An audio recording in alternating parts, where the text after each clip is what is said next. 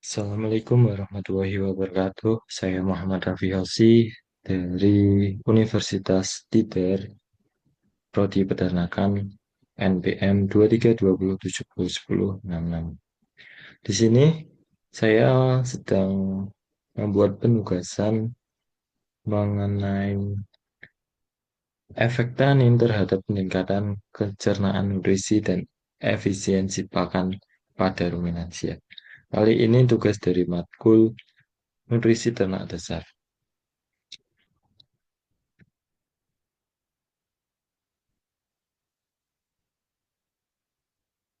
Tanaman pakan pada ruminansia sering mengandung senyawa bioaktif seperti tanin. Tanin adalah polifenol yang dapat mempengaruhi proses pencernaan pada ruminansia. Pengaruh tanin ini bergantung pada jenis, konsentrasi, dan struktur kimianya. Dalam jumlah terkendali, tanin dapat memberikan manfaat bagi sistem pencernaan dan peningkatan efisiensi penggunaan nutrisi. Mekanisme kerja tanin ada empat. Yang pertama, proteksi protein dari degradasi rumen. Dua, reduksi fermentasi metana. Tiga, efek antimikroba. Empat, pengaruh terhadap serat. Yang pertama, proteksi protein dari degradasi rumen. Prosesnya yaitu tonin berikatan dengan protein di pakan melalui ikatan hidrogen atau interaksi hidrofobik. Ikatan ini bersifat stabil pada pH rumen sekitar 6-5 pada tetapi terurai di pH yang lebih rendah di usus halus sekitar 3-4. Keuntungannya melindungi protein dari degradasi mikroba yang ada di rumen sehingga mengurangi pembentukan amonia. Protein yang tidak degradasi ini diserap langsung oleh usus halus meningkatkan efisiensi pemanfaatan protein.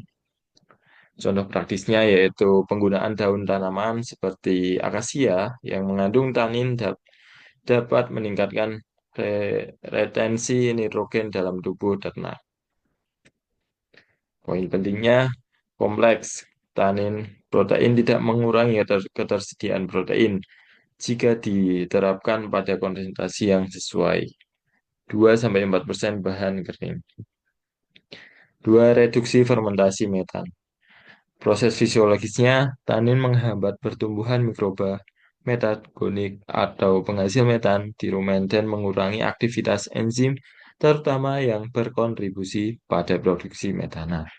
Keuntungannya, energi yang sebelumnya hilang sebagai metan kini dapat dimanfaatkan untuk proses metabolisme ternak. Kedua, mengurangi kontribusi peternak terhadap emisi gas rumah kaca mendukung keberlanjutan lingkungan.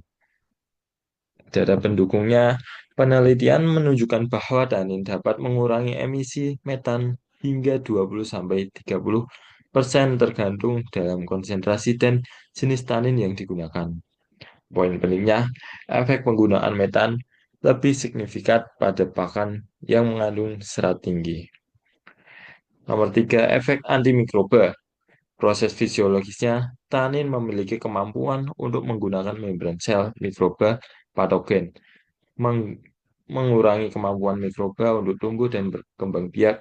Tanin juga dapat mengubah komposisi mikroba rumen mendukung populasi mikroba yang bermanfaat.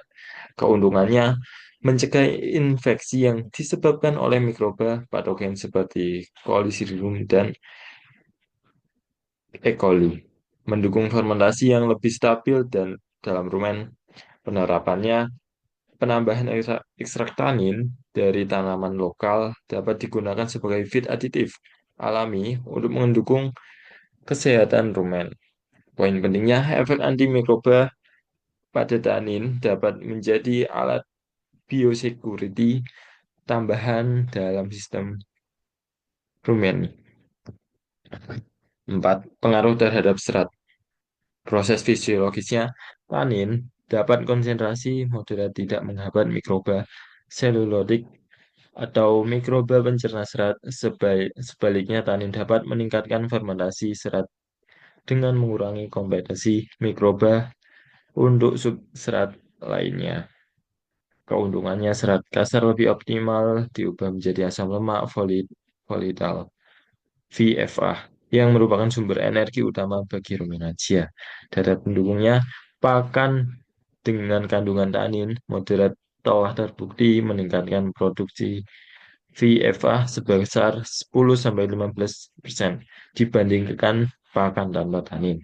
Penerapannya, sumber pakan serat seperti jerami padi atau kulit kacang dapat diperkaya dengan tanin untuk meningkatkan kecernaannya.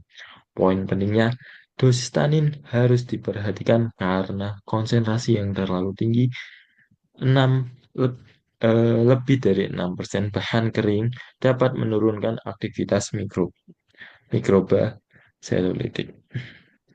Jadi pada kesimpulannya, untuk mekanisme kerja, tanin bekerja secara melindungi protein dari degradasi di rumen dan meningkatkan bioavailabilitasnya. Dua, mengurangi fermentasi metan untuk efisiensi energi dan keberlanjutan. Tiga, bertindak sebagai anti mikroba alami mendukung kesehatan rumen. Empat, meningkatkan fermentasi serat untuk menyediakan energi yang lebih optimal. Manfaat penggunaan. Di sini manfaatnya ada tiga, yaitu efisiensi pakan yang lebih tinggi, kesehatan ruminansia, dan tiga, keberlanjutan lingkungan.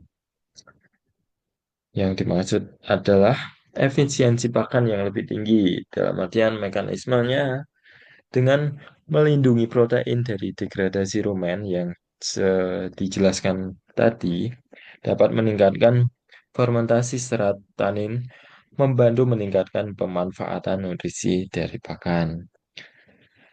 Dalam manfaatnya mengurangi kebutuhan suplementasi pakan kaya protein seperti bungkil kedelai atau tepung ikan. Meningkatkan efisiensi konversi pakan menjadi energi dan nutrisi ternak, pertumbuhan dan produksi ternak.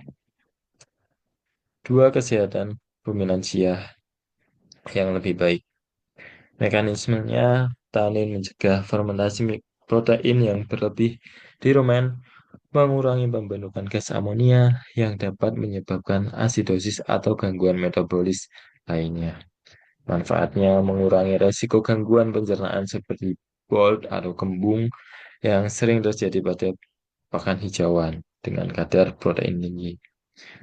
Mendukung keseimbangan mikrobio rumen dengan sifat antimikroba tanin, mencegah infeksi mikroba patogen. Contohnya, penggunaan pakan yang mengandung tanin pada domba dapat mengurangi kejadian BOL sehingga 30% dibanding pakan tanpa tanin.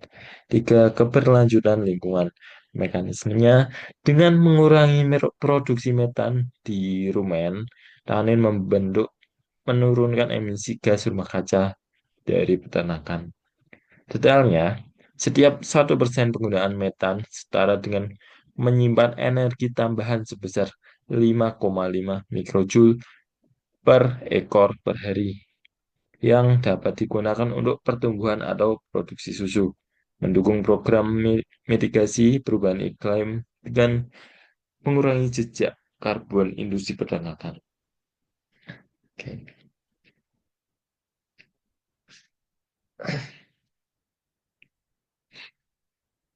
Batasan dan tantangan penggunaan tanin.